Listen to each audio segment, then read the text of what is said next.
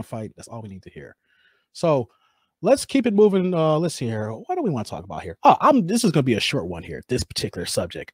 Floyd Mayweather. Floyd Mayweather brother's back. He's fighting Logan Paul. You happy for Floyd's return? Like Jesus? Floyd's return. Showtime pay-per-view. June 6th. You have a cricket button there? They can kind of like money team, baby. Money team. No. Hit a cricket button for me, my friend. There we go. I give myself the crickets. All right, I deserve it. No, not you. You don't deserve it, but I do deserve it. I'm trying to amp it up here. It's nothing.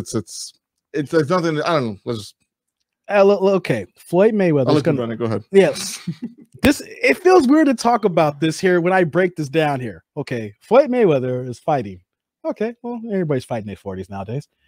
Sunday, June 6th. First of all, people, if you're a diehard boxing fan, Sundays do not sound right for a boxing fight. You know, back in the day, USA used to have Tuesday night fights. You know, that felt awkward. Even I was a shorty on Tuesday night, but you got some Saturday nights is when the fights, you know, like you figure Thursdays and Saturdays, you know. You get a Friday fight, maybe on Telemundo Univision. You get one of those Friday fights where it's all Hispanic fight and stuff. Prospects usually, on Friday nights, usually somewhere in Mexico or in Puerto Rico, or you watch ESPN, Friday night fights there. Yeah. That's about it. You're not getting anything outside of that. And then Saturday comes in, HBO Boxing After Dark back in the day, Showtime Boxing, DAZN. You know, this Saturdays is fight night, which is the reason why it runs up against MMA and their fights and stuff. MMA is not doing nothing on Sundays. Boxing doesn't do anything on Sundays.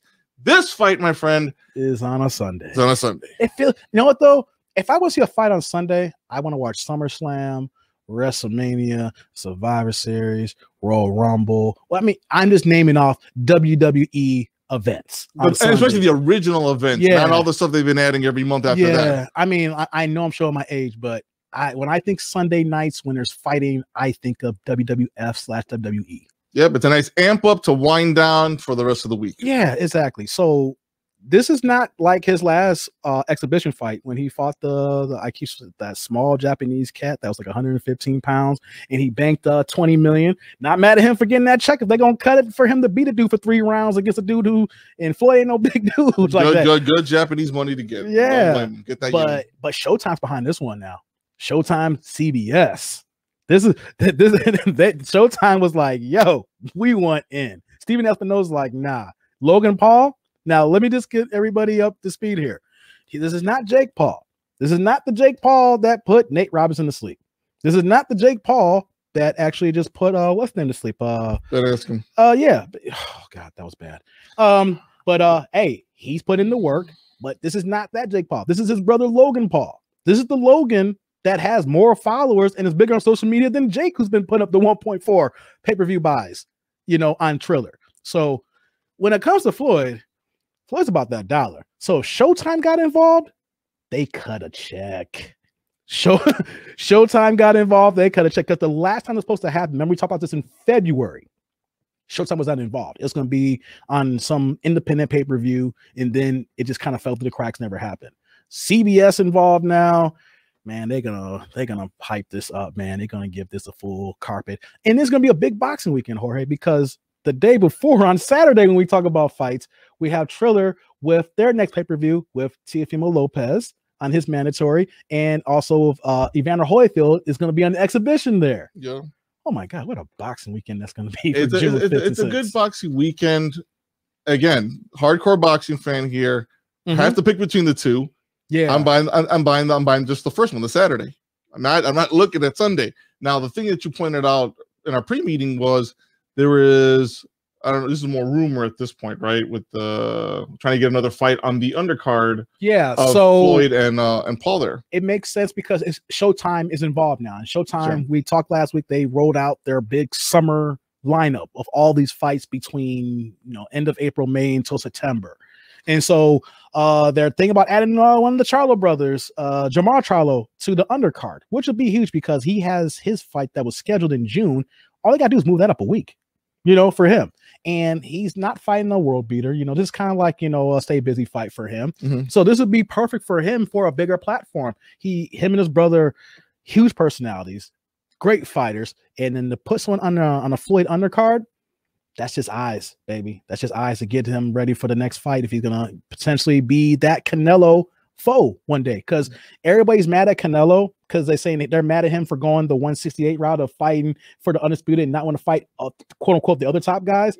And so everybody was saying, well, you know what though? Canelo made a plan, so you other guys need to get yourself ready. So when Canelo's done, he's ready for y'all. And so this could be Charles ready, you know, his little spotlight here to get him ready for Canelo in about a year. Yeah, the reason I mentioned that, you know, that other, I mean, it's basically the fight you would have to get for me as a hardcore boxing fan to watch as well, right? If you're gonna be to pay 2 pay-per-views and stuff, I'm not getting it for the second pay-per-view to watch an exhibition match. But if you're getting me to watch Jamar Charlo, I might consider it and stuff, depending on what the rest of that undercard you know looks like, which is kind of makes sense why Showtime and CBS are also involved too, because it gives them a chance to also put other fighters under the card as well too. I'm hoping, other than outside of Jamar Charlo, there's other fighters that I won't mind watching and stuff. So I guess what I'm saying is, I would watch it if that undercard looks as good as that we're, you know, that we're hopefully being rumored out.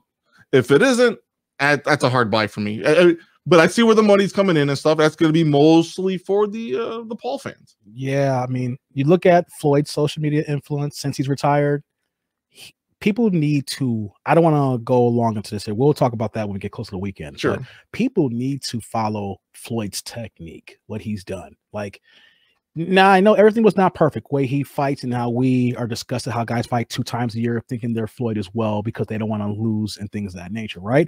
But when it comes to promoting, Floyd's got that blueprint, and people need to work with him, Al Heyman, and Leonard Ellerbe as far as their promotional game that they do, because you add Logan Paul's 19+ million social media followers, Floyd's social media, oh my God, his millions and millions of followers. So all you need is a few commercials on Showtime, CBS, and then the followers are going to go buy the ish without even needing any extra outside presence.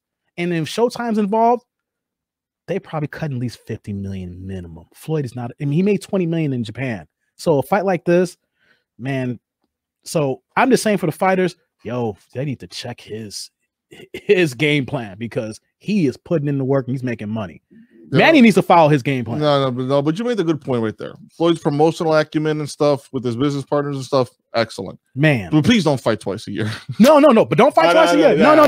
That's why I said I hate. That part I hate. That's the one part I hate. But you know what though, people have to realize that when Floyd was doing that, the economics only allowed him to fight twice a year because he's making so much money. These other guys only fight twice a year because th're trying to follow Floyd. But you're not getting paid 30. Floyd. Yeah, when Floyd in the peak, he was getting 25, 30. After he beat De La Hoya, he was getting 25, 30 million to fight, you know, Mosley and them guys like that. That's why he fought twice a year, because HBO and then Showtime could only pay him twice a year to fight. But these other guys, you're making 3 to 5 to 10 million. You can still fight 3, 4, 5 times a year. So just don't follow that, but follow his promotional acumen. It's working out. Like, I don't know how many pay-per-view buys it's gonna have. I don't know if I'm gonna buy it. I'll probably end up buying Tiafimo's pay-per-view. You know, when we talk about it, we'll get closer to that, but we'll see what happens. But let me add here, Logan Paul can't weigh no more than 190 pounds, while Floyd would be at around like 160. It's an exhibition, so yeah, it's an exhibition. So let's throw that out there. It's not an even fight because Floyd is a professional, one of the greatest, if not the greatest defensive fighter ever. This guy's fought twice on exhibitions and lost, but he's like 6'1" and 190 pounds. Again, I'm so exhibition. So I had to throw that out there. That is not Floyd fighting someone that's 5'8", 147, 154 pounds. He's fighting a cruiserweight. Exactly. So again, exhibition and the undercard has to be mightily impressive. Showtime, CBS, hear me when I say this, needs to be mightily impressive if you're going to get me to buy.